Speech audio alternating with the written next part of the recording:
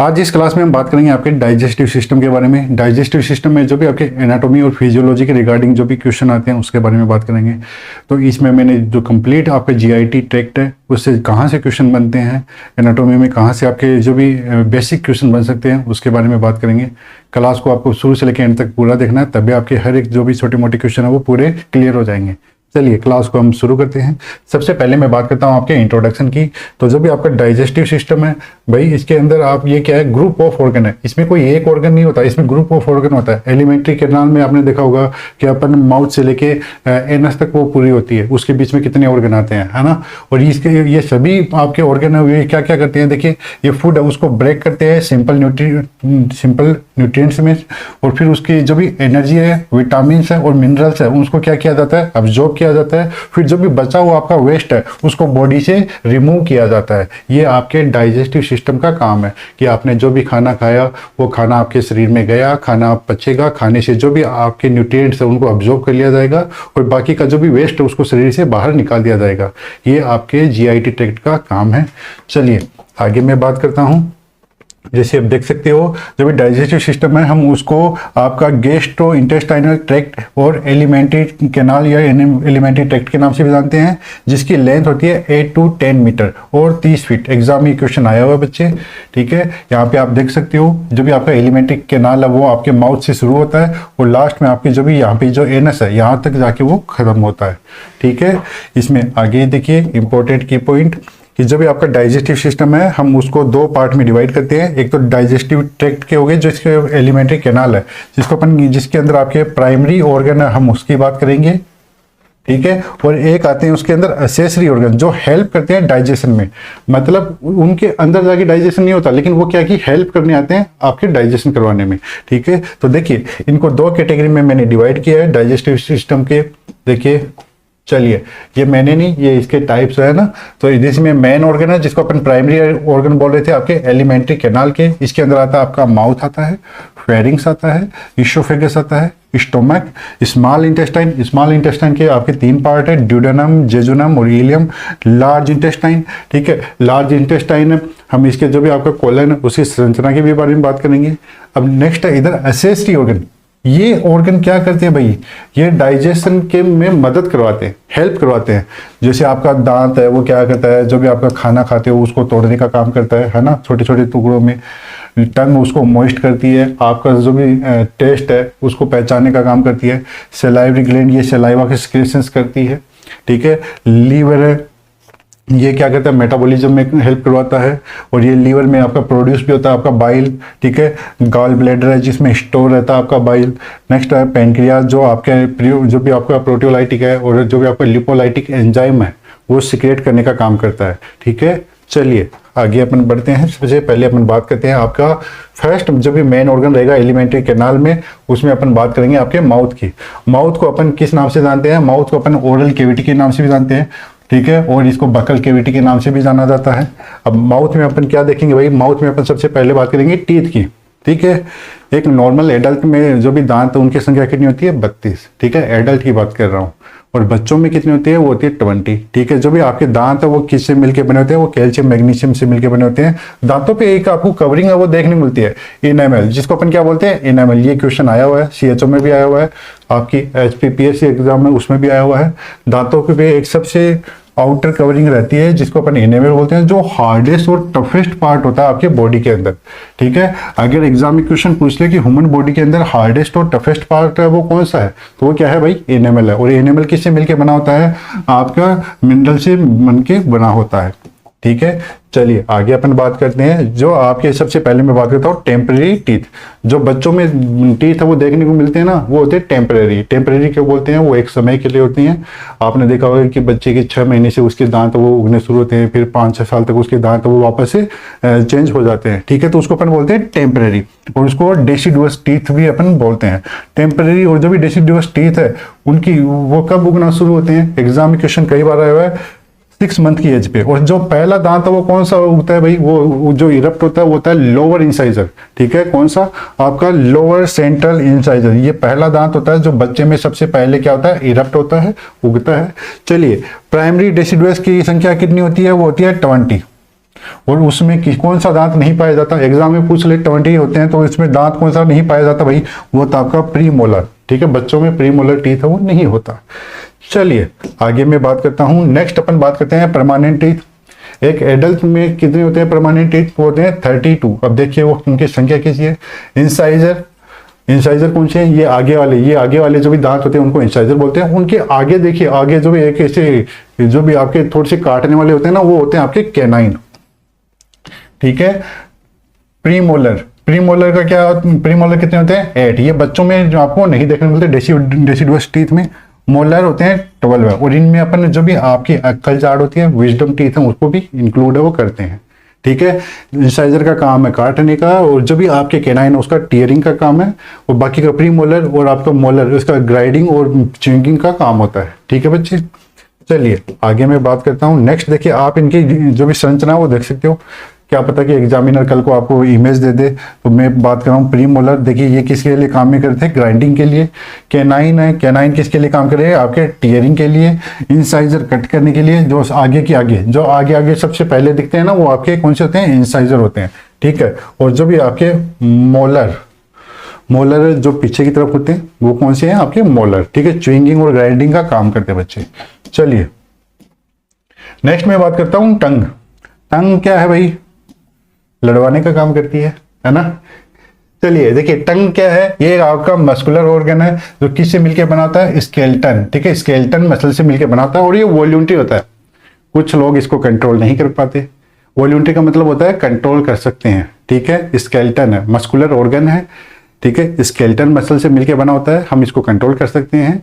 चलिए इसका देखिए, इसका ये 2 पार्ट में डिवाइड होती है, एंटीरियर 2/3 और पोस्टीरियर 1/3। मतलब ये क्या है? अरे एंटीरियर पार्ट, जो भी एंटीरियर आपकी देखिए, जैसे मैं बता रहा हूँ ये वाली, ये आपकी क्या है? ऐसे टंग है जो आगे की आपकी 2/3 है।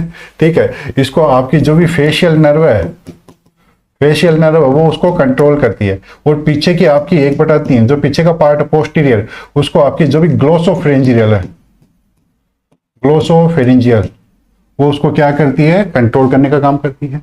ठीक है, आपकी जो भी टंग है वो कवर्ड होती है किससे? पेपिली से। पेपिली आपकी फिलीफॉर्म हो गई, फंजीफॉर्म हो गई, सर्कमवेलेट हो गई, वेलेट हो गई। ठीक है, एग्जाम में क्वेश्चन पहले आया हुआ था, कौन सी आपकी जो भी पेपिली है उस पर टेस्ट बर्ड है वो नहीं पाए जाते, तो वो है आपकी फिलीफॉर्म पेपिली। ठीक है, संरचना में छोटी होती है। टेस्ट बेड से ये लोकेटेड होते हैं कहाँ पे? आपको मोस्ट ऑफ आपके फंगीफॉर्म और सर्कमवेलेट पेपिली।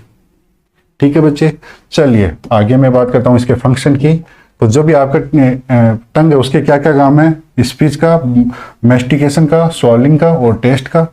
ये मदद करती है आपके किस में? मूव करने में, और जो भी आपका फूड है उसको, जो भी बोलस है, ठीक है, उसको स्वॉलो करने में। ठीक है, और ये क्या करती है? आपके जो भी वर्ड है उसके फॉर्मेशन भी मदद करती है। कौन? आपकी टंग। ठीक है, हमेशा देखिए 2 वर्ड आते हैं। एक तो आपने नाम सुना होगा, यहाँ पे मैंने एक नाम लिखा, देखिए ये फूड बोलस, बोलस, इसके बारे में आगे भी आएगा। और एक होता है काइम। एक बार आपके दिमाग में आना चाहिए, आगे इसके बाद में 1-2 स्लाइड बाद में इसका नाम आएगा। ठीक है, बोलस क्या होता है, काइम क्या होता है, बहुत सारे बच्चे कंफ्यूज होते हैं। तो देखिए पहले मैं टंग पे आता हूँ। टंग पे देखिए, जो भी आगे का 2/3 पार्ट है उसको फेशियल नर्व है, और जो पीछे का है उसको कौन है? हाइवा, आपकी जो भी ग्लोसोफ्रिंजियल है वो उसको क्या कर रही है? कंट्रोल कर रही है। यहाँ पे देखिए, ये एक जो मैं यहाँ पे इसमें थोड़ा सा ये कीजिए, ये वाला पार्ट है ना, ये वाला, ये टिप वाला, वो स्वीट होता है। ये क्या है भाई? ये जो ये पार्ट होता है वो कौन सा होता है? स्वीट। ठीक है, बाकी के आप साइड में देख सकते हो, ये होता है साल्टी। ये और जो लेटरल साइड में जो भी टंग के, वो क्या होता है? वहां पे श्योर, मतलब यहाँ पे टेस्ट बर्ड पाए जाते हैं जो क्या करते हैं? आपका अलग अलग जो भी आप खाते हो, जो भी आपका टेस्ट है उसकी पहचान करने के लिए आप कैसे पहचान करते हो? तो जो खट्टा होता है तो आपके साइड में होता है, आपके आगे की जो भी टिप होती है वो क्या होती है? वो स्वीट टेस्ट को पहचान करती है। उस जो भी आपकी स्वीट टेस्ट के साइड में, यहाँ पे अगर दोनों साइड में टिप के आगे इधर उधर बगल में देखें तो वहां पे आपका साल्टी टेस्ट महसूस कर सकते हैं। जो कड़वा होता है वो होता है बीटर, वो आपके टंग के पीछे पोस्टीरियर पार्ट से अपन क्या कर सकते हैं? उसको महसूस है वो कर सकते हैं। एक होता है उमामी, आपके अमीनो एसिड हो गए, ग्लूटामेट हो गए, मतलब आपका पनीर है या फिर आपका कोई भी मीट है, टमाटर है, ऐसे वाले जो भी टेस्ट उसकी पहचान उमामी होती है। ठीक है, उसमें ग्लूटामेट है, अमीनो एसिड है, उसकी पहचान करने के लिए। ठीक है बच्चे, कोई भी पूछे कि आपका जो भी बीटर टेस्ट है, इससे एग्जाम में क्वेश्चन आया हुआ है, तो posterior of tongue, posterior part of tongue, वहां पे आपको क्या देखने मिलता है, बीटर टेस्ट है वो महसूस होता है, ठीक है। उसके टेस्ट बड कहाँ पे होते हैं, पोस्टीरियर पार्ट में, और स्वीट का मीठे का तो होता है एंटीरियर पे, ठीक है, आगे की तरफ। चलिए बच्चे आगे मैं बढ़ता हूं, नेक्स्ट अपन बात करते हैं सलाइवरी ग्लैंड की। सलाइवरी ग्लैंड कितनी होती है भाई, सलाइवरी ग्लैंड होती है आपकी 3। कौन कौन सी होती है, वो एक होती है पैरोटिड जो आपके ईयर के सामने होती है, ये देखिए ये जो आपकी ग्लैंड है वो जो क्या है, सबसे बड़ी ग्लैंड है, कहाँ पे है, आपके ईयर के सामने। सेकंड है सब मैंडिबुलर, जो आपके सब मैंडिबुलर, नाम में सब मैंडिबुलर, सब का मतलब नीचे, मैंडिबल के नीचे, ये आपकी मैंडिबल बोन है, और ये होगी आपकी सब मैंडिबुलर, ठीक है बच्चे। नेक्स्ट मैं बात करता हूं सब लिंगुअल, ये होती है सब लिंगुअल, लिंगुअल मतलब टंग, टंग के नीचे, तो ये टंग के नीचे कौन सी आपकी सब लिंगुअल। मैंने अभी एक बात बताई थी कि जो भी आपकी पेरोटिड ग्लैंड है हम उसको क्या बोलते हैं, लार्जेस्ट सलाइवरी ग्लैंड, एग्जाम में क्वेश्चन आया हुआ है। मम्स में आपकी कौन सी जो भी ग्लैंड अफेक्ट हो रही थी वो हो रही थी आपकी पेरोटिड ग्लैंड। चलिए आगे मैं बढ़ता हूं, नेक्स्ट देखिए डक्ट सिस्टम। डक्ट सिस्टम की बात क्यों कर रहे हैं, क्योंकि यहाँ पे आपकी सलाइवरी ग्लैंड कौन सी ग्लैंड है, वो है एक्सोक्राइन। एक्सोक्राइन ग्लैंड वो ग्लैंड जो अपने सिक्रेशंस डक्ट से डालती है, तो इनकी डक्ट होती है, देखिए ये वाली पेरोटिड ग्लैंड है, पेरोटिड ग्लैंड से जो भी आपकी यहाँ पे डक्ट निकल रही है वो कौन सी है भाई, वो है एक्सटेंशन डक्ट, ठीक है, वो है एक्सटेंशन डक्ट। नेक्स्ट मैं बात करूं आपका सब मैंडिबुलरी, देखिए सब मैंडिबुलरी है वो कौन सी आपकी, वो उससे आपका कौन सा होता है, वो होता है आपका वार्टन डक्ट। कौन सी डक्ट होती है, वार्टन डक्ट। और जो भी आपकी सब लिंगुअल है उससे मल्टीपल आपको छोटी छोटी ओपनिंग है वो देखने को मिलती है, ठीक है। चलिए नेक्स्ट मैं आगे बढ़ता हूँ, सबसे पहले अपन बात करते हैं सलाइवा, ठीक है। जो भी सलाइवा, सलाइवा क्या है भाई, क्लियर वाटरी सिक्रेशंस है जो आपकी सलाइवरी ग्लैंड है वो प्रोड्यूस करती है। नॉर्मल डेली प्रोडक्शन कितना होता है, वो होता है 1 to 1.5 लीटर। नॉर्मल सलाइवा की पीएच कितनी होती है, वो होती है 6.2 to 7.6, ठीक है। जो भी आपकी सलाइवरी माइलेज है, जिसे मैं बात कर रहा हूँ आपका पिटेलिन है, वो आपका कार्बोहाइड्रेट का डाइजेशन है वो माउथ में ही शुरू कर देता है, ये एग्जाम में कई बार पूछा गया है। ये माइलेज क्या करता है, जो भी स्टार्च है, स्टार्च क्या आपकी कार्बोहाइड्रेट है, ठीक है, उसको क्या करता है डेक्सट्रिन और माल्टेज में उसको क्या कर देता है, उसको कन्वर्ट कर देता है। IgA इम्यूनोग्लोबुलिन अल्फा ये सलाइवा में पाया जाता है, एग्जाम में कई बार पूछा गया है, जो आपके इम्यून प्रोटेक्शन का काम करता है। जैसे आपके मुंह में कोई भी अगर बैक्टीरिया है कुछ भी है तो उसको डिस्ट्रॉय करने का काम करेगा। अगर आपकी सलाइवा डिक्रीज हो जाती है तो उसके कारण ड्राई माउथ हो जाता है, जिसके लिए एक टर्म है वो काम में लेते हैं जिसको अपन बोलते हैं जीरोस्टोमिया। क्या बोलते हैं भाई, जीरोस्टोमिया। अगर किसी का ड्राई माउथ है, जीरोस्टोमिया वाली कंडीशन है, तो उसमें इन्फेक्शन के चांस है वो बढ़ जाते हैं। चलिए आगे और बात करते हैं आपके सलाइवा के बारे में। देखिए ये दो टर्म मैंने अभी थोड़ी देर बात की थी, ये दो टर्म मैंने बोला था, कौन सा, बोलस और काइन, दिमाग में आया। बोलस, बोलस वो वाला फूड जिसके अंदर सलाइवा मिक्स होती है, मुंह में आपने लिया, देखिए दो वर्ड है, पहले बी आता है फिर सी आता है, ठीक है। बोलस, बोलस में मतलब क्या कि आप में क्या, इसमें बोलस में क्या होती है, बोलस में आपकी सलाइवा मिक्स होती है, मुंह में होता है ना ये, ठीक है। फिर ये आपका खाना आगे जाता है, आपका खाना कहां पे जाता है भाई, स्टोमक में जाता है। स्टोमक में जाके, स्टोमक में जाके जो भी आपका खाना है वो मिक्स होता है। मिक्स किस में होता है, mix in gastric juice, gastric juice में मिक्स होगा, हम उसको क्या बोलेंगे, काइम बोलेंगे। क्या बोलेंगे, काइम, ठीक है। तो देखिए बोलस पहले बी आता है फिर सी आता है, मुंह में जो भी आपका खाना आया था जो आगे जाएगा जिसमें सलाइवा मिक्स है उसको बोलस बोलेंगे, फिर पेट में पहुंचा, पेट में आया, फिर बी और सी। सी का मतलब कि ये बाद में है तो उसको अपन बोलेंगे काइम, और इसके अंदर आपका गैस्ट्रिक जूस है वो मिक्स हो जाता है, उसको अपन बोलते हैं काइम, ठीक है। एग्जाम में बहुत बार पूछा गया, बच्चे कंफ्यूज हो जाते हैं, इसीलिए मैं इसको ये ट्रिक है वो बता रहा हूं। चलिए इसोफेगस की बात करते हैं। खाना मुंह से आपका पेट की तरफ जा रहा है, किसके होते हुए जाएगा भाई, वो जाएगा आपका इसोफेगस की तरफ, तो इसको अपन फूड पाइप भी बोलते हैं, ठीक है। ये कनेक्ट करता है फेरिंग्स को स्टोमक से। इसकी लेंथ कितनी होती है, ये एग्जाम में कई बार क्वेश्चन आया हुआ है, 25 सेंटीमीटर, ठीक है। जैसे आपका ड्यूडोनम है, ठीक है, आपका इसोफेगस है, आपका डिसेंडिंग कोलोन है, आपकी यूरेटर है, ठीक है। इनकी लेंथ वो कितनी होती है, वो होती है 25 सेंटीमीटर, ठीक है। चलिए यहाँ पे किसी भी तरीके का कोई भी डाइजेशन है वो नहीं होता है। कुछ टर्म एग्जाम में कई बार पूछी गई है किसके रिगार्डिंग, आपके इसोफेगस। एक होता है GERD, gastro oesophageal reflux disease. जब खाना है वो क्या हो रहा है, वापस आपके पेट से किधर आ रहा है, वो आ रहा है आपके इसोफेगस तक, जिसके कारण से आपको इसोफेगस में बर्निंग सेंसेशन, आपको पेन है वो फील होता है, क्योंकि खाने में आपका खाना कहाँ से आ रहा है, पेट से ऊपर आ रहा है। ठीक है, खाने में होता है गैस्ट्रिक जूस, जिससे क्या होता है आपका जो भी इसोफेगस है उससे इसमें इरिटेशन होती है। एक होता है बेरेट इसोफेगस, इसमें आपका क्या होता है कि रिप्लेसमेंट देखने को मिलता है। जो भी स्ट्रेटिफाइड स्क्वेमस एपिथेलियम है उसकी जगह पे क्या देखने को मिलता है आपको, कोलुमिनर एपिथेलियम, उसको अपन बोलते हैं बेरेट इसोफेगस। एक होता है इसोफिजियल वेराइसिस, इस एग्जाम में कई बार क्वेश्चन आया हुआ है। यहाँ पे आपको क्या देखने को मिलता है, जो भी आपकी सब म्यूकोसल वेन है, ठीक है, कहां पे, आपके लोअर एंड ऑफ इसोफेगस, वो क्या होने लगती है, डायलेट होने लगती है। और उसका मुख्य कारण क्या है, एग्जाम में कई बार पूछा गया भाई, वो है पोर्टल हाइपरटेंशन। अरे वो क्या है, वो है पोर्टल हाइपरटेंशन।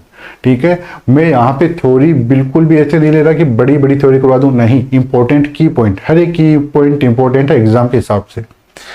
चलिए आगे मैं बात करता हूं स्टोमक। इंपॉर्टेंट पार्ट है, सबसे इंपॉर्टेंट पार्ट है आपका किसका, डाइजेस्टिव सिस्टम का, स्टोमक। तो ये क्या है, एक जे शेप का मस्कुलर ऑर्गन है। कहाँ पे पाया जाता है भाई, ये आपका लोकेटेड है एपीगेस्ट्रियम, एपी मतलब ऊपर की तरफ, गेस्ट्रियम, ठीक है, लेफ्ट हाइपोकॉन्ड्रियम रीजन में ये क्या है, पाया जाता है। अभी देखिए इसके बारे में, अब पार्ट ऑफ स्टोमक, स्टोमक के पार्ट की अपन बात करते हैं। तो ये स्टोमक का पार्ट है, उसमें आपको कार्डियक रीजन होता है, फंडस देखने को मिलता है, बॉडी देखने को मिलती है, और पाइलोरिक रीजन देखने को मिलता है। पाइलोरिक रीजन में आपको पाइलोरिक एंट्रम, कैनाल और पाइलोरस वो देखने को मिलता है। ठीक है, देखिए ये यहाँ पे क्या है, यहाँ पे क्या है, ये बच्चे, ये है इसोफिगस, और यहाँ से फिर आपका गैस्ट्रो इसोफिजियल जंक्शन है वो शुरू होता है, कि मतलब इसोफिगस और जो भी आपके स्टोमक है यहाँ से जुड़ता है। ये है कार्डिया, यहाँ पे स्फिक्टर देखने को मिलता है ना, कार्डियक स्फिक्टर। ठीक है, जो भी आपने खाना खाया फिर वो कहाँ पे आपके इसोफिगस से जाएगा स्टोमक में, बीच में क्या होते हैं आपके स्फिक्टर होते हैं, वो खुल जाते हैं, खाना अंदर चला जाता है। स्फिक्टर का काम क्या है, वो आपके बैक फ्लो को रोकते हैं। ठीक है, ये ऊपर वाला जो भी आपका पार्ट है वो क्या है, फंडस। फंडस में आपने देखा होगा, फंडस में आपकी जो भी गैस्ट्रिक ग्लैंड्स है वो पाई जाती है। ठीक है, जहां से आपका HCl है, जो भी आपकी ऑक्जेंटिक सेल है, ठीक है, वो क्या करती हैं, वहां पे सिक्रेशंस करने का काम करती है। सबसे बड़ा पार्ट कौन सा है भाई, वो है बॉडी। सबसे बड़ा पार्ट है वो है बॉडी। ये है ग्रेटर कर्वेचर, ठीक है, जिसको क्या बोलते हैं, ग्रेटर ओमेंटम भी बोलते हैं, जो आपके पुलिसमैन का काम करता है। ठीक है, इधर ये वाला, ठीक है, ये है लेसर, और ये है आपका पाइलोरस पार्ट, और ये पाइलोरस पार्ट ये होता है। ठीक है, तो पाइलोरिक स्टोनिसिस आपको कहाँ पे देखने को मिलता है, इस वाले पार्ट में। ठीक है, ये होता है एंट्रम, और ये आगे यहाँ पे कौन सा आगे, स्मॉल इंटेस्टाइन का पहला पार्ट वो है ड्यूडेनम। ठीक है, खाना ऐसे आया, यहाँ पे रहेगा, यहाँ पे ठहरा, और फिर आगे धीरे धीरे बढ़ेगा। ठीक है, इसको ये कौन सा पार्ट है भाई, ये आपका मेन पार्ट है। इसमें आपको कार्डियक रीजन देखने को मिला, फंडस देखने को मिलता है, बॉडी और आपका पाइलोरिक रीजन। चलिए अभी इसकी थोड़ी सी डिटेल है वो देख लेते हैं। ग्लैंड्स है स्टोमक में, वो कहाँ पे क्या क्या देखने मिलते हैं, हम उसकी बात करते हैं। तो देखिए मैंने बताया कि फंडिक, जो भी फंडस वाला एरिया है, ठीक है, मैंने बताया था ना, यहाँ पे ऐसे जैसे ये आपका क्या है, ये आपका स्टोमक है, तो ये वाला एरिया है वो कौन सा आपका, फंडस। तो यहाँ पे आपको जो भी ग्लैंड है वो देखने मिलती है, वो होती है फंडिक ग्लैंड। ठीक है, वो क्या करती है, वहां पे कौन कौन सी ग्लैंड होती है, एक तो होती है पेराइटल सेल, जिसको ऑक्जेंटिक सेल के नाम से भी जानते हैं, एग्जाम में क्वेश्चन आया हुआ है। ये दोनों क्वेश्चन एग्जाम में आए हुए भाई। ठीक है, जब एम्स जोधपुर की, जो एम्स ऋषिकेश और एम्स जोधपुर की एग्जाम लगी थी, उसमें क्या है कि पहली शिफ्ट में तो उन्होंने, ठीक है, जो शिफ्ट फर्स्ट है उसमें किसके बारे में पूछ लिया था, आपके पेराइटल सेल के बारे में, और शिफ्ट सेकंड में किससे पूछा, चीफ सेल के बारे में। ठीक है, वो कई बार आपने देखा होगा, मोस्ट ऑफ ये होता है, अगर दो शिफ्ट में किसी भी एक एग्जाम दो शिफ्ट में हो रही है, तो एग्जामिनर का माइंड सेट ये होता है कि दोनों के पेपर एक जैसे हो। तो वो क्या करता है कि कई बार ये होता है कि अगर उसने मॉर्निंग में वाली शिफ्ट में जो टॉपिक लिए ना, उसी से वो इवनिंग वाली शिफ्ट में वो क्या देता है, क्वेश्चन देता है। ठीक है, बस क्वेश्चन थोड़े से अलग होते हैं, यानी यूँ समझो कि वो एक क्वेश्चन पेन क्रिया से सुबह ले लिया, तो शाम वाली में भी एक क्वेश्चन पेन क्रिया से डाल देगा। कि उसके देखिए एक नॉर्मल एग्जामिनर होता है, उसके दिमाग में ये चलता है कि मैं दोनों पेपर दोनों शिफ्ट में समान बनाऊं, ये नहीं कि मॉर्निंग वाला इजी हो जाए और इवनिंग वाला टफ हो जाए, या मॉर्निंग वाला टफ हो तो इवनिंग वाला ईजी हो जाए, ऐसा वो करना नहीं चाहेगा। तो हमेशा कभी भी अगर आपको दो शिफ्ट में एग्जाम का पेपर मिले ना, तो आप ये जरूर देखना कि मॉर्निंग वालों से अगर कभी बात होगी तो उनसे पूछो कि भाई कौन से क्वेश्चन आए थे, कोई ऐसा टॉपिक बता दे कि जो आपको नहीं आता, आप उसको रिमाइंड कर सकते हो और वहां पे आपको थोड़ी हेल्प है वो मिल सकती है। ये फिक्स नहीं होता लेकिन होता है एग्जामिनर के हिसाब से। पेराइटल सेल जो ऑक्जेंटिक सेल होती है ये सिक्रेट करती है क्या, आपका हाइड्रोक्लोरिक एसिड HCl, और ये जो भी आपके इंट्रिंसिक फैक्टर है, ठीक है, उसको भी सिक्रेट करवाने का काम करती है। इंट्रिंसिक फैक्टर क्या करता है, विटामिन B12 का अब्जॉर्प्शन करवाता है। कहां पे, आपकी टर्मिनल पार्ट ऑफ फीलियम, ठीक है। विटामिन B12 जरूरी है, अगर इसकी कमी से आपको पर्नीशियस एनीमिया वो देखने को मिलता है बच्चे। नेक्स्ट आपकी चीफ सेल क्या सिक्रेट करती है भाई, पेप्सिनोजन, ठीक है, और ये सिक्रेट करवाती है आपका रेनिन, ये सिक्रेट करवाती है आपका गैस्ट्रिक लाइपेज, ठीक है। नेक्स्ट मैं बात करता हूं आपकी म्यूकस नेक सेल। म्यूकस नेक सेल जैसे नाम है म्यूकस, तो ये किसका सिक्रेट करवाती है, आपके म्यूसिन का। ये म्यूसिन का सिक्रेट कराती है जो आपके स्टोमक की लाइनिंग को प्रोटेक्ट करने का काम करती है। क्यों भाई प्रोटेक्शन की जरूरत है, अरे भाई गैस्ट्रिक जूस है, गैस्ट्रिक जूस क्या है, आपका एसिडिक पीएच का है। अगर आपकी लाइनिंग प्रोटेक्ट नहीं होगी तो वो उनको गला देगा, ठीक है। चलिए आगे बात करता हूं पाइलोरिक ग्लैंड की। पाइलोरिक ग्लैंड में आपको क्या क्या देखने मिलता है, उसमें आपको जी सेल देखने मिलती है जो सिक्रेट करती है हार्मोन गैस्ट्रिन, ठीक है। गैस्ट्रिन क्या करता है, गैस्ट्रिन स्टिमुलेट करता है गैस्ट्रिक ग्लैंड को। क्यों, क्योंकि गैस्ट्रिक जूस है वो उसके सिक्रेशन को वो बढ़ा दे। तो कोई भी बोले कि गैस्ट्रिक जूस है, जो गैस्ट्रिन हार्मोन है वो जी सेल से सिक्रेट होता है और वो आपके गैस्ट्रिक ग्लैंड को क्या करता है, स्टिमुलेट करता है कि भाई आप HCl के प्रोडक्शन को बढ़ाओ, ठीक है। गैस्ट्रिक आल्सो स्टिमुलेट करता है आपके इसको पैनक्रियाटिक जूस को। चलिए आगे मैं बात करता हूं गैस्ट्रिक जूस का वॉल्यूम कितना होता है, वो होता है 1200 से 1500 ml पर डे, ठीक है। पीएच इसकी क्या होती है, पीएच इसकी बहुत कम होती है, हाईली एसिडिक होता है। क्यों, क्योंकि इसके अंदर हाइड्रोक्लोरिक एसिड होता है। 1.5 to 3.5 इसकी क्या होती है, पीएच होती है। पीएच जितनी कम होती है आपका जो भी कोई भी कंटेंट है वो उतना ही क्या होता है, एसिडिक होता है। चलिए आगे मैं बात करता हूं food retention time in stomach में फूड रिटेंशन टाइम वो कितना क्या होता है, नॉर्मली हम उसकी बात करते हैं। जैसे अगर कार्बोहाइड्रेट आप ज्यादा ले रहे हो, एक सेकेंड, जैसे आप कार्बोहाइड्रेट ज्यादा ले रहे हो तो कार्बोहाइड्रेट आपका जो भी खाना है 2 से 3 घंटे तक स्टोमक में रुकेगा। प्रोटीन अगर खाना ले रहे हो, प्रोटीन ज्यादा ले रहे हो तो वो 3 to 3.5 आवर्स, फेट मील ज्यादा ले रहे हो तो 3.5 to 4 आवर्स, और मिक्स्ड डाइट ले रहे हो तो 2.5 to 3 आवर्स वो आपके स्टोमक में रुकेगी, ठीक है।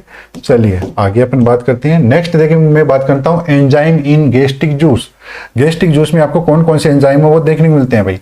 एक होता है पेप्सिनोजन, ये क्या करता है, जो भी आपका पेप्सिन है, ठीक है, उसको क्या करता है, कन्वर्ट करता है किसकी प्रेजेंस में, आपके HCl में, ठीक है। वो पेप्सिनोजन है वो क्या होता है, कन्वर्ट हो जाता है किसमें, पेप्सिन में, ठीक है। पेप्सिन क्या है भाई, एक प्रोटियोलाइटिक एंजाइम है जो कन्वर्ट करता है प्रोटीन को किसमें, प्रोटीज, पेप्टोन्स और पॉलीपेप्टाइड्स में। गैस्ट्रिक लाइपेज ये एक वीक लिपोलाइटिक एंजाइम है, ठीक है। गैस्ट्रिक लाइपेज क्या है, वीक क्या है लेकिन लिपोलाइटिक एंजाइम है, और स्ट्रॉन्ग आपको कहां पे देखने को मिलता है, वो पेनक्रियाज में। वीक कहां पे, आपका गैस्ट्रिक में। ये बिगिन करता है आपके लिमिटेड फैट डाइजेशन को, ठीक है। ये कुछ मात्रा में जो भी आपकी थोड़ी बहुत जो भी फैट डाइजेशन करवाने में मदद करता है। आगे अपन बढ़ते हैं। नेक्स्ट मैं बात करता हूं पेनक्रियाज नाम तो सुना होगा, ये ड्यूल ऑर्गन है, जिसको अपन ड्यूल ऑर्गन क्यों बोलते हैं, क्योंकि ये एंडोक्राइन और एक्सोक्राइन दोनों तरह की ग्लैंड है।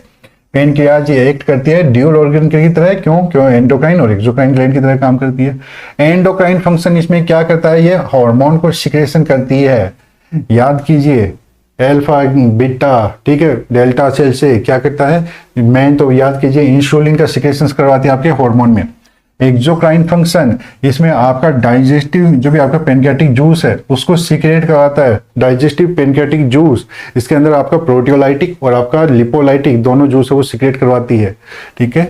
चलिए आगे मैं बात करता हूं इसके देखिए नॉर्मल इसकी वो देखिए संरचना। वेट नॉर्मल कितना होता है इसका, पेनक्रियाज का लगभग 60 ग्राम होता है। एक एडल्ट में कितना होता है, लगभग 60 ग्राम।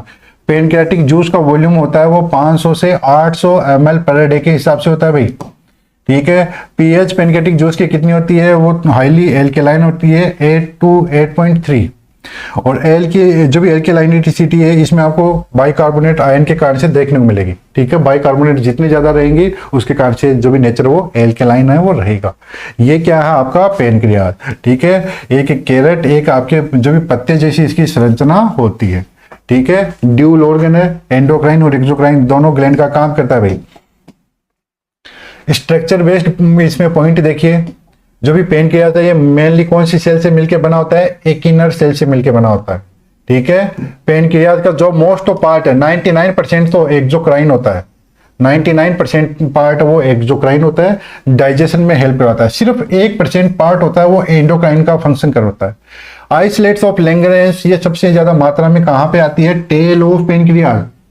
ठीक है, सबसे ज्यादा एग्जाम में क्वेश्चन आया है, सबसे ज्यादा आइसोलेट्स ऑफ लैंगरहेंस। ठीक है, ये कहां पे पाई जाती है, आपके टेल ऑफ पेनक्रियाज में। कार्सिनोमा ऑफ पेनक्रियाज ये सबसे ज्यादा किस में देखने को मिलता है, हेड ऑफ पेनक्रियाज में। ठीक है, जो भी पेनक्रियाज का हेड है उसमें सबसे ज्यादा क्या देखने को मिलता है आपको, कार्सिनोमा ऑफ पेनक्रियाज। चलिए आगे मैं बढ़ता हूं। पेनक्रियाटिक जूस, उसके एंजाइम की बात करते हैं, जो भी मैंने अभी थोड़ी देर पहले बताया आपको। इसमें देखिए प्रोटियोलाइटिक एंजाइम, प्रोटियोलाइटिक जो प्रोटीन को तोड़ने का काम करता है, कौन सा एग्जाम आपका, ट्रिप्सिनोजन से ट्रिप्सिन, काइमोट्रिप्सिनोजन से काइमोट्रिप्सिन। ये रिस्पॉन्सिबल किसके, प्रोटीन डाइजेशन के लिए। ट्रिप्सिनोजन सिक्रेट होता है ये इनएक्टिव फॉर्म में और एक्टिवेट होता है फिर कहाँ पे, ड्यूडेनम में जाके। कहाँ से जाएगा, पेनक्रियाज से कहाँ पे जाएगा, ड्यूडेनम में जाएगा और वहां पे जाके वो एक्टिव होता है। लिपोलाइटिक मैंने बताया लिपिड को तोड़ने वाला, स्ट्रॉन्ग है। देखिए most powerful fat digestive enzyme कौन सा, वो लिपोलाइटिक। जब आपका गैस्ट्रिक जूस में बात आई थी तब मैंने बोला था वहां पे जो भी लिपोलाइटिक है वो वीक है, जो भी आपका पेनक्रियाज वाला वो क्या है, स्ट्रॉन्ग है। ये डाइजेस्ट करवाता है फैट को फैटी एसिड में और मोनोग्लिसराइड्स में। चलिए आगे अपन बात करते हैं लीवर की। आपके बॉडी का सबसे बड़ा जो भी आपका कौन सी ग्लैंड है या कौन सी एक्सोक्राइन ग्लैंड है, वो है आपकी लीवर। ठीक है, लीवर देखिए लार्जेस्ट ग्लैंड है बॉडी की लार्जेस्ट ग्लैंड है वो कौन सी है, लीवर। अगर कोई एंडोक्राइन पूछे तब आती है थायराइड। ठीक है, अगर सिर्फ पूछे लार्जेस्ट ग्लैंड कौन सी है तो हो गई लीवर। अगर बोले कि लार्जेस्ट एक्सोक्राइन तो लीवर। अगर ये पूछे कि लार्जेस्ट एंडोक्राइन तो होती है थायराइड। लीवर एक एक्सोक्राइन ग्लैंड है जो बाइल का सिक्रेट करती है। जो लीवर है ये आपके बोथ सिक्रेटरी और एक्सक्रेटरी ऑर्गन का काम करता है। एग्जाम सीएचओ में क्वेश्चन आया हुआ है, average weight of liver normal adult में वो कितना आता है भाई, 1.5 किलो का, 1.5 kg का। लीवर क्या प्रोड्यूस करता है, लीवर बाइल को प्रोड्यूस करता है जो मदद करता है किसमें, डाइजेशन ऑफ फैट में। Liver is main metabolic organ of the body, exam में क्वेश्चन आया हुआ है। बॉडी का मेन मेटाबॉलिक ऑर्गन क्या है, वो है आपका लीवर। मैक्सिमम जो भी हीट प्रोडक्शन होती है, मैक्सिमम हीट प्रोडक्शन बॉडी में कहां से होती है भाई, वो लीवर में होती है। एग्जाम में क्वेश्चन ये भी आया हुआ है। लीवर क्या सिक्रेट करता है आपके, एंटीकोगुलेंट, जैसे आपका हिपेरिन। हिपेरिन क्या है आपका, नेचुरल एंटीकोगुलेंट है जो कहां से सिक्रेट होता है, आपके लीवर से। ठीक है, चलिए ये आप डायग्राम देख सकते हो, ये क्या है भाई आपका लीवर, जो घूमता फिरता हुआ दिखाई दे रहा है ना, ये रोटेट होता हुआ, ये क्या है आपका लीवर। चलिए आगे मैं बढ़ता हूं। नेक्स्ट अपन बात करते हैं लीवर के और बाकी के जो भी की पॉइंट है। लीवर की सेल को अपन हिपेटोसाइट्स बोलते हैं, एग्जाम में क्वेश्चन आया हुआ है, हेक्सागोनल में होती है ना। ठीक है, देखिए liver contain special macrophages. Liver में आपको स्पेशल मैक्रोफेज देखने को मिलती है जिसको अपन क्या बोलते हैं, कूपर सेल बोलते हैं। कौन सी सेल होती है भाई, वो होती है कूपर सेल। कूपर सेल आपके फेगोसाइटोसिस का काम करती है। कूपर सेल किसका काम करती है, फेगोसाइटोसिस का काम करती है। लीवर सबसे ज्यादा ब्लड सप्लाई कौन से ऑर्गन को होती है, एग्जाम में कई बार क्वेश्चन आया हुआ है, सबसे ज्यादा ब्लड सप्लाई कौन से ऑर्गन को होती है, तो होती है आपके लीवर को। अरे किसको होती है, लीवर को। लगभग 1500 ml पर मिनट के हिसाब से जो टोटल आपके कार्डिक आउटपुट है उसका 20% है। ठीक है, 20% है। Most common site of liver abscess, liver abscess होने की सबसे ज्यादा चांस कौन से साइट में होते हैं, वो होते हैं आपके राइट लोब में। लीवर सेंसिटाइज करता है आपके प्लाज्मा प्रोटीन को, जैसे एल्बुमिन और क्लोटिंग फैक्टर। लीवर आपके जो भी प्लाज्मा प्रोटीन है उसको सिंथेसिस करने में भी मदद करता है। लीवर स्टोर करता है, स्टोर किसको करके रखता है भाई, ग्लाइकोजन है, विटामिन है और आयरन है, उसको स्टोर करने का काम करता है। कौन करता है, आपका लीवर करता है। ठीक है, चलिए आगे अपन बात करते हैं गॉल ब्लैडर। ठीक है, आपका जो पिता से एक सेकेंड, हाँ जी, गॉल ब्लैडर की बात करते हैं। गॉल ब्लैडर देखिए ये आपका रिजर्वोयर ऑफ बाइल है। बाइल कहां पे बन रहा था भाई, बाइल आपके लीवर में बन रहा था, लेकिन स्टोर कहां पे हो रहा है, गॉल ब्लैडर में। इसीलिए गॉल ब्लैडर को क्या बोलते हैं, रिजर्वोयर ऑफ द बाइल बोलते हैं। ठीक है। बाइल का रिजर्वोयर किसे कहते हैं? आपके गॉल ब्लैडर को, ठीक है। ये रहा आपका गॉल ब्लैडर, ये वाला, ठीक है। स्टोरेज कैपेसिटी कितनी है एक गॉल ब्लैडर की? वो कितना गॉल जो भी आपका बाइल है उसको स्टोर कर सकता है? 30 to 60 ml। Total bile production per day कितना होता है भाई? वो होता है 800 से 1200 ml। पीएच कितनी होती है बाइल की? वो होती है 8 to 8.6, ठीक है। ये भी क्या होती है? एल्केलाइन नेचर में होता है। बाइल साल्ट, सोडियम और पोटेशियम साल्ट ही आपको बाइल एसिड में देखने को मिलती है। मेन बाइल साल्ट कौन कौन से होते हैं भाई? ये एग्जाम में क्वेश्चन आया हुआ है, सोडियम पोटेशियम टर्कोलेट और सोडियम पोटेशियम ग्लाइकोलेट, ठीक है। ये क्या है? आपके बाइल साल्ट, ठीक है। ये क्या है? आपके बाइल साल्ट है, ठीक है बच्चे। चलिए आगे मैं चलता हूं गॉल ब्लैडर के बारे में आगे, और देखिए क्या क्या पॉइंट है। Bile has no digestive enzyme. Bile में आपके कोई डाइजेस्टिव एंजाइम नहीं देखने को मिलते हैं, लेकिन ये मदद करता है आपका किसके? फैट इमल्सिफिकेशन में। किस में मदद करता है भाई? फैट, जो भी आपकी फैट होती है उसके इमल्सिफिकेशन में मदद करता है। बाइल इंक्रीज करवाता है सरफेस एरिया, ठीक है। जो भी आपके पेनक्रियाटिक लाइपेज एक्शन है उसके जो भी वो काम कर रहा है उसके लिए सरफेस एरिया को बढ़ाने का काम करता है। बाइल हेल्प करता है किसमें? एब्जॉर्प्शन में। किसके? फैट सोल्यूबल विटामिन जैसे ए, डी, ई के है। गॉल ब्लैडर कंसंट्रेट करता है बाइल को और एब्जॉर्बिंग करता है किसको? वाटर और इलेक्ट्रोलाइट को। जो भी आपका कोलसिस्टेकाइनिन है ये कॉज करता है गॉल ब्लैडर कॉन्ट्रैक्शन को, ठीक है। CCK ये किसको कहता है? गॉल ब्लैडर के जो भी कॉन्ट्रैक्शन को उसको उसमें वो क्या करता है? मदद करता है। नेक्स्ट अपन बात करते हैं स्मॉल इंटेस्टाइन। इसके 3 पार्ट होते हैं, ड्यूडेनम, जेजुनम, इलियम। तो देखिए लेंथ कितनी होती है स्मॉल इंटेस्टाइन की? होती है आपकी 5 मीटर, ठीक है। स्मॉल इंटेस्टाइन में कितने आपको इसमें क्या क्या देखने मिलता है? इसमें आपको विली है और माइक्रोविली वो देखने को मिलती है। विली और माइक्रोविली है ये इंक्रीज करती है सरफेस एरिया को अब्जॉर्प्शन के लिए, ठीक है। एग्जाम में क्वेश्चन आ जाए जो भी विली और माइक्रोविली कौन से ऑर्गन में होती है? तो वो आपके स्मॉल इंटेस्टाइन में होती है भाई, ठीक है। Increase surface area lead to better absorption of nutrients. और इसमें आपको ब्रूनर ग्लैंड वो देखने को मिलती है। ब्रूनर ग्लैंड आपको ड्यूडेनम में देखने को मिलती है, ठीक है। और ये म्यूकस और एंजाइम को सिक्रेट करवाती है, ठीक है। चलिए पार्ट मैंने बताया कौन कौन से पार्ट होते हैं। एक होता है ड्यूडेनम, एक होता है जेजुनम और एक होता है इलियम, ठीक है। चलिए आगे अपन बढ़ते हैं। नेक्स्ट देखिए duodenum, first part of small intestine. Small intestine के पहले पार्ट को अपन क्या बोलते हैं भाई? ड्यूडेनम बोलते हैं। इसकी लेंथ नॉर्मल कितनी होती है? 25 सेंटीमीटर। याद कीजिए इसोफेगस के टाइम पे मैंने बताया था। ड्यूडेनम क्या सिक्रेट करता है? कोलसिस्टेकाइनिन, ये अभी मैंने बताया था, जो पेनक्रियोजाइम है, ठीक है। और जो भी आपका कोलसिस्टेकाइनिन ये क्या करता है? आपका गॉल ब्लैडर को कॉन्ट्रैक्ट करवाता है और पेनक्रियाटिक सेक्रेशन में क्या करवाता है? मदद करवाता है। देखिए जेजुनम, सेकंड आपका सेकंड पार्ट है जेजुनम। मिडल पार्ट है, middle part of small intestine, 2 metre का होता है लेंथ। और मेजर साइट इसकी, इसमें आपको क्या देंगे? न्यूट्रिएंट अब्जॉर्प्शन का काम करता है। थर्ड पार्ट है इसका कौन सा? वो है इलियम, जो सबसे बड़ा पार्ट होता है, terminal part of small intestine. इसकी लेंथ होती है 3 मीटर की। इलियम में आपको पैर पेचेस वो देखने को मिलते हैं, ठीक है। और इन टाइफाइड फीवर पैर पेचेस क्या हो जाते हैं? इन्फ्लाम्ड हो जाते हैं, अल्सरेट हो जाते हैं, जिसको अपन ओवल अल्सर बोलते हैं। ओवल अल्सर किसे बोलते हैं? टाइफाइड के दौरान आपके जो भी पैर पेचेस है, ठीक है, जो इलियम में पाए जा रहे हैं वो क्या हो जाते हैं? इन्फ्लाम्ड हो जाते हैं, अल्सरेटेड हो जाते हैं, जिसको अपन किस नाम से जानते हैं? ओवल अल्सर के नाम से। चलिए आगे देखिए इंटेस्टाइनल सिक्रेशंस कौन कौन से हैं? सक्कस, इंटेरिकस, जो सिक्रेट होता है आपके स्मॉल इंटेस्टाइन में। वॉल्यूम कितना होता है इसका? 1500 ml पर डे के हिसाब से। चलिए अब्जॉर्प्शन देखिए 90 to 95% जो भी न्यूट्रिएंट्स है वो अब्जॉर्ब किया जाते हैं किसमें? स्मॉल इंटेस्टाइन में, ठीक है। बाकी के 5 से 10% है वो कहाँ पे अब्जॉर्ब कर लेते हैं? स्टोमक और लार्ज इंटेस्टाइन। तो एग्जाम में क्वेश्चन आ जाए सबसे ज्यादा आपका न्यूट्रिएंट्स है, आपका फ्लूइड है वो कहाँ से अब्जॉर्ब होता है? तो होता है स्मॉल इंटेस्टाइन, ठीक है। चलिए नेक्स्ट क्वेश्चन की ओर नेक्स्ट पॉइंट में देखिए लार्ज इंटेस्टाइन। लार्ज इंटेस्टाइन इसकी लेंथ होती है 1.5 मीटर। लार्ज इंटेस्टाइन एक्सटेंड होती है कहाँ? इलियोसिकल वाल्व से एनस तक, ठीक है। ये यहाँ पे क्या है? आपका इलियोसिकल वाल्व है। ये जो भी बाकी का यहाँ का ये वाला जितना भी एरिया आपको दिखाई देता है यहाँ तक ये क्या है भाई? ये है आपकी लार्ज इंटेस्टाइन, इलियोसिकल वाल्व से लेके एनस तक रहती है, ठीक है।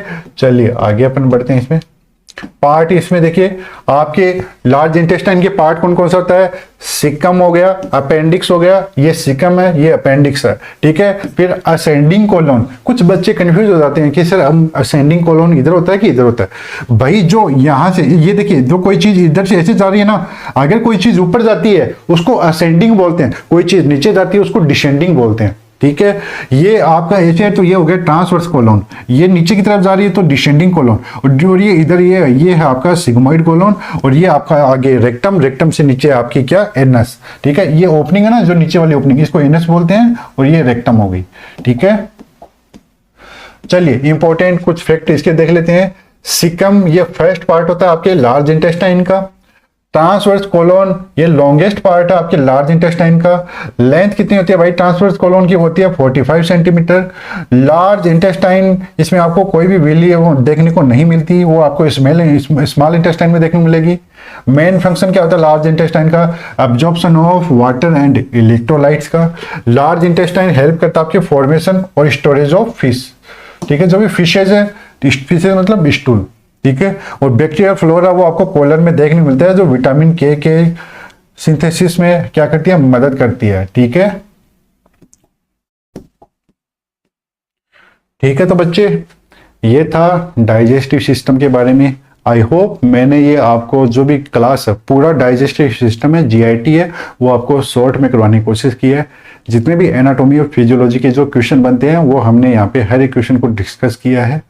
अगर आपके कोई भी कमेंट, कोई भी थ्योरी है तो आप चैट बॉक्स में और ये कमेंट में जरूर कीजिए। क्लास पे आपको ये क्लास पसंद आए तो इसको लाइक भी कर सकते हो। कोई भी अगर आपको थ्योरी है, डाउट है, तो वो आप कभी भी हमें पूछ सकते हो, ठीक है। और आप इसी तरह की अगर आपको और चैप्टर चाहिए तो आपको हमारी एप्लीकेशन डाउनलोड करनी है। हमारी एप्लीकेशन का नाम है Om nursing academy. Google Play Store पे जाइए, एप्लीकेशन को डाउनलोड कीजिए, रजिस्टर कीजिए। जो भी कोर्स आपको सही लगे आप उसको बाय कर सकते हो। फिलहाल के लिए इतना ही। ओम नर्सिंग एकेडमी के साथ जुड़ने के लिए आप सभी का तहे दिल से शुक्रिया। Thank you everyone, thank you so much.